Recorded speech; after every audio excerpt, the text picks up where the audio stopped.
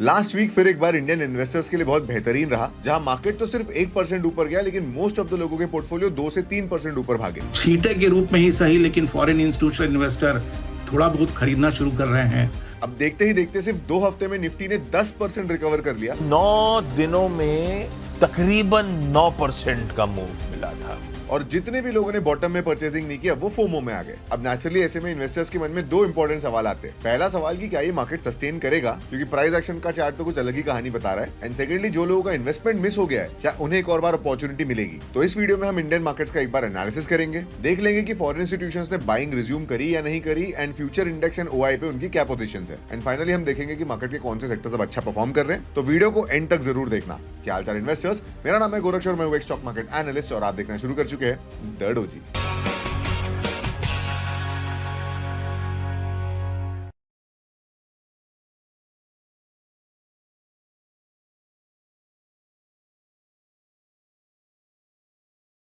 सबसे पहले तो हम ये वीकली टाइम फ्रेम पे एक बार निफ्टी का चार्ट देख लेते हैं। देखिए, यूजुअली ज्यादातर लोगों के लिए ना लार्जर टाइम फ्रेम एनालिसिस ही सही होता है, क्योंकि मुझे पता है मोस्ट ऑफ द लोग इंट्राडे ट्रेडिंग नहीं कर रहे होते।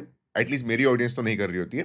बट इंट्राडे के लेवल्स हमें माइक्रो इन्वेस्टमेंट्स प्लान करने का मौका देते हैं, और ये जो वीकली लेवल्स है वो हमें ओवरऑल ट्रेंड का अंदाजा देते हैं। चलिए, सबसे पहले तो मैं आपको बताऊं, मैंने इंट्रो में आपको बताया भी था कि देखो कैसे मार्केट अपने बॉटम से अब लगभग 10% ऊपर शूट अप कर गया है। इतना फास्ट हुआ है ये कि literally most of the investors जिन्होंने नीचे, जो लोग सोच रहे थे कि भाई मार्केट में और गिरावट आएगी या फिर is the bottom over, right, या फिर बॉटम बन चुका है क्या, तो उन लोगों को इतना बड़ा फोमो हो गया कि भाई मार्केट में इतनी रिकवरी आ गई। सो ऑफ कोर्स ये तो होना ही था। दैट इज वाई मैं आपको कई बार बता रहा था, वैल्यू इन्वेस्टिंग पे फोकस करो। जब निफ्टी का पी 19 का था तब इन्वेस्ट करने से डरना नहीं है। अब लिटरली 2 हफ्ते में सारे के सारे ईटीएफ अभी 10-15% के रिटर्न दे चुके हैं। But let's come back to the point. अभी ओवरऑल ट्रेंड तो यहाँ पे थोड़ा ठीक दिख रहा है, क्योंकि प्रीवियस वीक हाई के ऊपर में क्लोजिंग आई है। लेकिन अब ये इंटरेस्टिंग हो जाएगा अगर मैं सबसे पहले तो 30 मिनट टाइम फ्रेम, इनफैक्ट मैं डेली टाइम फ्रेम से शुरुआत करूंगा। टॉप डाउन अप्रोच लेते हैं। तो देखो भाई, दिखने में तो वीकली कैंडल बहुत ब्यूटीफुल दिख रही थी, माराबूजो कैंडल दिख रही थी। माराबूजो कैंडल को कंफर्मेशन कैंडल कहा जाता है एज पर प्राइस एक्शन। लेकिन अब आप इंट्राडे पे देखोगे या फिर इनफैक्ट डेली टाइम फ्रेम पे देखोगे तो यू विल सी कि एक भी एज सच सॉलिड कैंडल नहीं बनी है। मार्केट ने जो पिछले वीक एक 3% का गैप अप दिया था, उसके बाद से हल्की सी गैप फिल करने आया, लेकिन उस दिन भी इंट्राडे रिकवरी हो गई और फिर एक बार मार्केट ने वेडनेसडे को गैप अप दिया। Basically as per price action chart बिल्कुल अच्छे नहीं बन रहे। मार्केट टुकड़ों टुकड़ों में ऊपर जा रहा है और विदाउट एक स्ट्रॉन्ग फाउंडेशन बनाए ऊपर जाने की कोशिश कर रहा है। ये वर्ड्स को वापस मैं बोलता हूं, विदाउट एक स्ट्रॉन्ग फाउंडेशन बनाए। What is a strong foundation, चलो उसको समझते हैं। देखो, आपको ये जो लोअर लेवल पे ये जो कुछ दिन का कंसोलिडेशन दिख रहा है ना, इसे एक अच्छा फाउंडेशन आप कह सकते हो कि हाँ भाई, इस पूरे के पूरे प्राइस बैंड को बेसिकली 23,300 से लेके 22,300, ये जो 1000 पॉइंट है, इसमें मार्केट ने बहुत टेस्टिंग किया। बुल्स और बेयर ने बहुत फाइट मारी और उसके बाद में मार्केट इवेंचुअली ऊपर चले गया। लेकिन ये सेम चीज आप 23,500 से लेके 24,000 के लेवल्स के बारे में नहीं कह सकते, क्योंकि यहां पे मार्केट टुकड़ों टुकड़ों में ऐसे गैप बना बना के ऊपर गया है। अब यूजुअली प्राइस एक्शन की भाषा में 2 चीजें होनी चाहिए। एक तो कम से कम गैप फिल होनी चाहिए, जो कि अब तो बहुत दूर लग रहा है। अगर गैप फिल हो जाएगी तो मार्केट 5-6% फिर गिर जाएगा। और दूसरी चीज होती है रिट्रेसमेंट, क्योंकि कम से कम अगर मार्केट को ऊपर जाना है ना, तो फिबोनाची के इंपॉर्टेंट लेवल्स को एटलीस्ट विजिट करना चाहिए। तो प्रीवियस स्विंग के बेसिस पे देखें तो मार्केट कम से कम 23,300 पे वापस अगर आता तो हम बोलते थे कि भाई ये सस्टेनेबल है। यहां से अगर ऊपर जाता तो इसको भी सस्टेनेबल बोलते। मार्केट ने वो चीज नहीं किया, एक नया हाई बना दिया। बेसिकली प्रीवियस लो को तो रीटेस्ट नहीं किया, अक्यूमुलेशन नहीं हुआ, ऑर्डर्स फुलफिल नहीं हुए वहां पे, एंड मार्केट ने एक नया हाई बना दिया।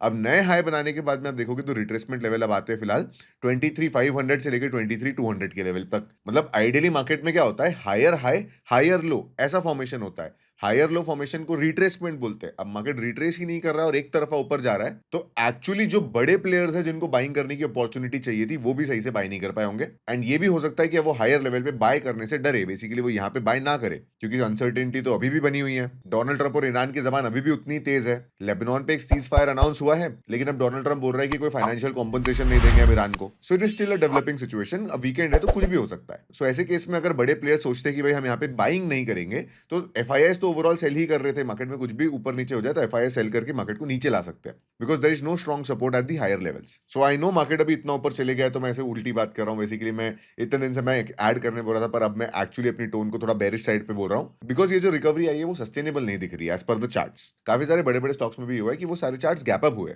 चलिए फाइनली हम अपने फेवरेट 30 मिनट टाइम फ्रेम पे आते हैं और यहाँ पे अपना बेसिक एनालिसिस कर लेते हैं कि भाई अगले वीक के लिए इंपॉर्टेंट लेवल्स क्या रहेंगे। देखो, पिछले वीक देखो, चाहे जो भी हो, मार्केट हमारे सपोर्ट से जाके हमारे रेजिस्टेंस तक का ही सफर तय किया है।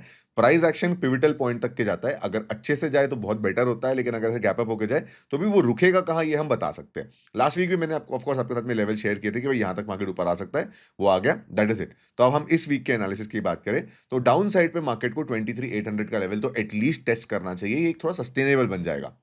सो ये एक डाउन साइड का सपोर्ट रहेगा। अब गिफ्ट निफ्टी तो बता रहा है कि भाई मार्केट सीधा ऊपर जा रहा है, तो बेसिकली गिफ्ट निफ्टी बोल रहा है कि हम लोग 300-400% गैप अप रहेंगे। अभी मार्केट ओपन ही है, गिफ्ट निफ्टी बंद नहीं हुआ है अभी, तो अकॉर्डिंग टू दैट मार्केट तो इतना ऊपर बता रहा है वो कि 1% ऊपर चले जाएगा।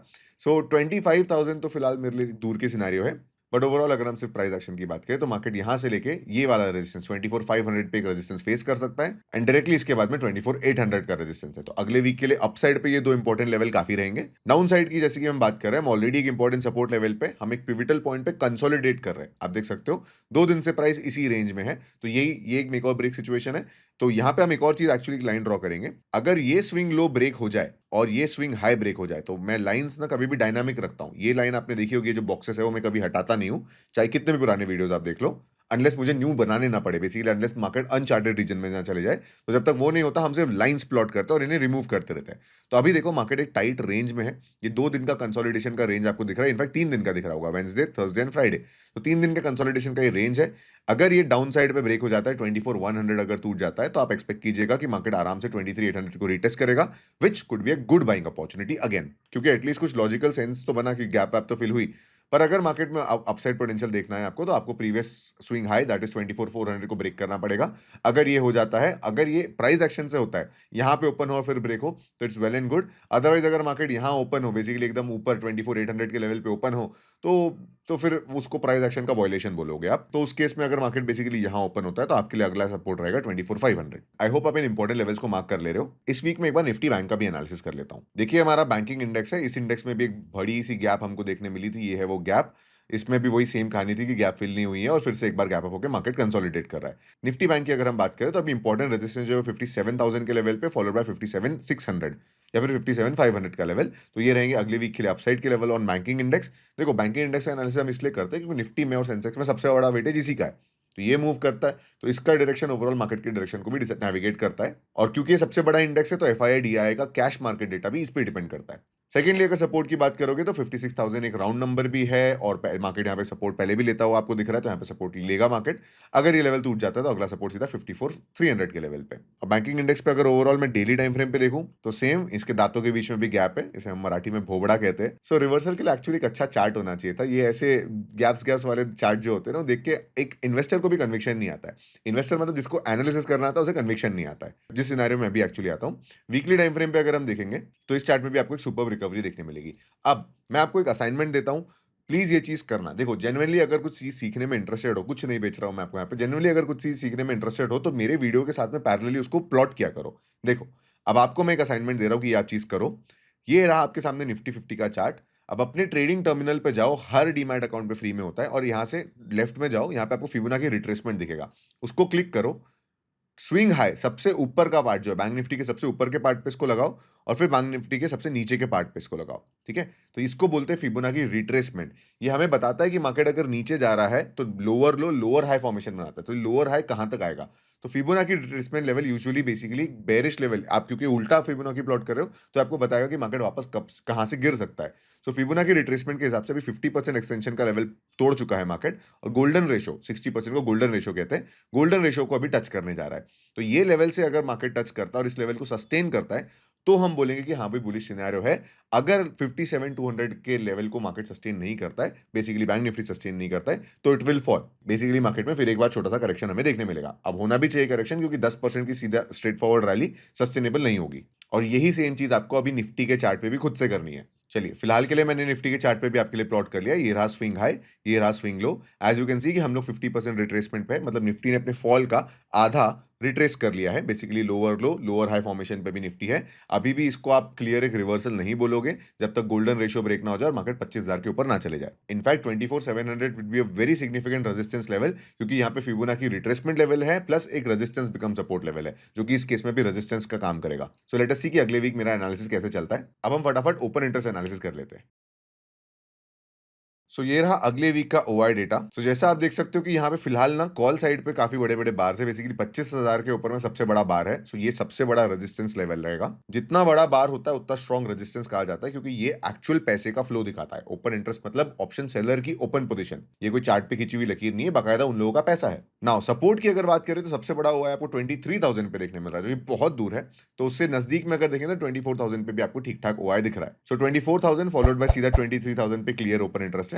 मंथली टाइम फ्रेम पे एक बार देख लेते हैं कि भाई ओवरऑल इस महीने के हिसाब से क्या डेटा बन रहा है। इस महीने के हिसाब से अगर आप महीने का ओआई देखोगे तो अभी भी सबसे इंपॉर्टेंट सपोर्ट 24,000 को ही माना जा रहा है, और एक immediate resistance 24,500 followed by clear resistance is at 25,000। So देखो मोस्टली ऑप्शन सेलर्स थोड़ी एट द मनी से दूर ही खेल रहे हैं, स्पेशली क्योंकि वीकेंड है, डोनाल्ड ट्रम्प कुछ भी बोल सकता है। तो यही सही स्ट्रैटेजी होती है कि एट द मनी से थोड़ा दूर बैठो। सो ओपन इंटरेस्ट एनालिसिस हमें कहता है कि मार्केट में अनसर्टेनिटी बनी हुई है। अब मैं आपको एक और इंटरेस्टिंग डेटा दिखाता हूं, एफआईआई की इंडेक्स ओपन पोजीशन कैसी है।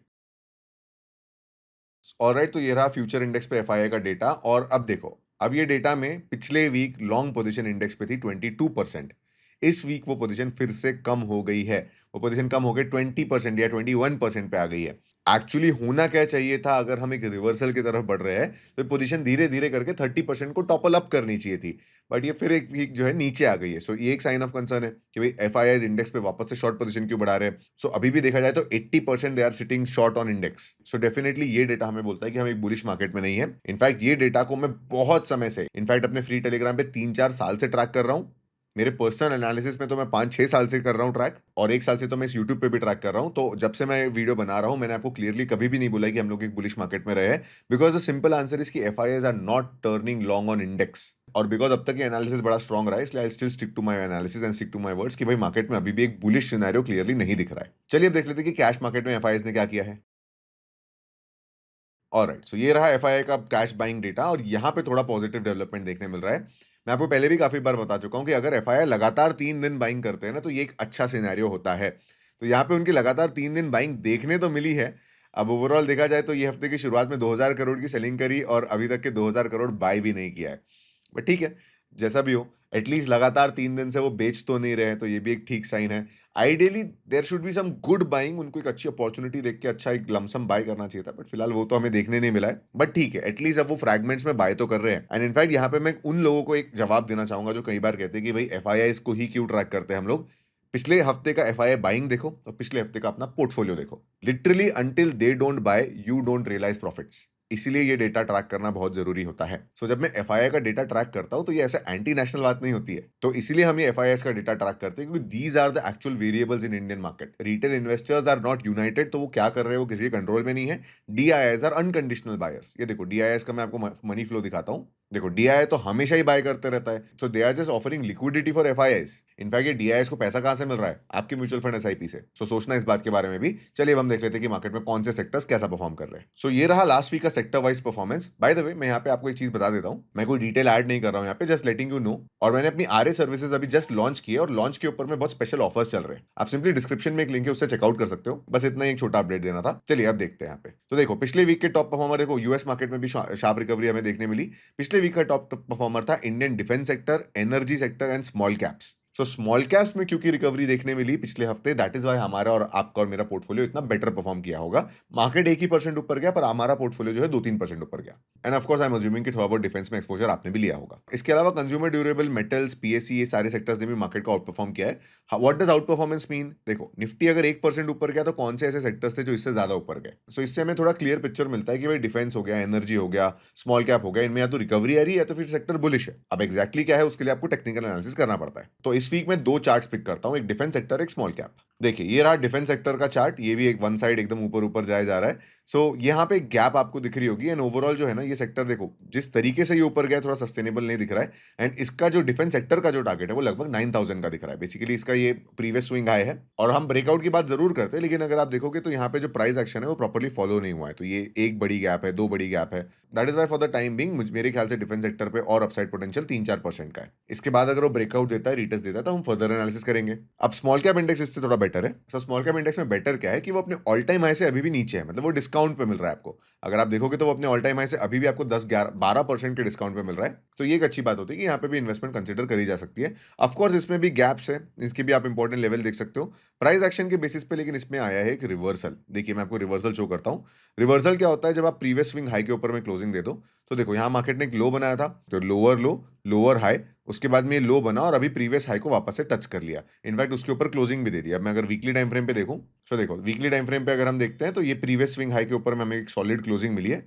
सो हम कहीं ना कहीं कह सकते हैं कि भाई स्मॉल कैप इंडेक्स ने एक रिवर्सल शो किया है। सो ऐसे में under valued small cap stocks के ऊपर आपकी नजर होनी चाहिए, जो कि स्मॉल कैप 250 इंडेक्स का पार्ट हो। Alright, so with that said I hope आपने सारे के सारे चार्ट्स के लेवल्स, इंपॉर्टेंट लेवल्स को प्लॉट कर लिया होगा। आइडियली इस वीकली एनालिसिस का बेस्ट यूज आपको क्या होना चाहिए कि आप अपने चार्ट पे सेम लेवल्स को कॉपी कर लो, सो दैट इस 15 मिनट की वीडियो के बाद अपना फर्दर एनालिसिस कर तो पाओ। अगर आप एक सीरियस इन्वेस्टर हो जो खुद के पैसे मैनेज करता है, तो ऐसे केस में हफ्ते में 1 घंटे का एनालिसिस तो आपको वैसे भी करना ही चाहिए। बाकी if you don't get time to invest, then do consider professional RA services. Now to summarise this video, market bullish दिख रहा है लेकिन स्ट्रक्चर अच्छा नहीं है। एफआईआईज बाइंग कर रहे हैं लेकिन अमाउंट सफिशिएंट नहीं है। उनकी इंडेक्स फ्यूचर्स पे जो पोजीशन है वो तो इनफैक्ट नेगेटिव टर्न अराउंड हो रही है। सो ऐसे केस में अगर आपने लोअर लेवल पे बाई किया है तो चिल करो, आपका अच्छा प्रॉफिट चल रहा है। और अगर आप फ्रेश बाइंग कंसिडर कर रहे हो तो एक रेगुलर एसआईपी कर सकते हो। This is still not a good time to bulk invest. जब अच्छा समय था बल्क इन्वेस्टमेंट का, तब मैंने इन वीडियोस में आपको बताया था। आगे भी अगर अच्छा समय आएगा तो again I will let you know.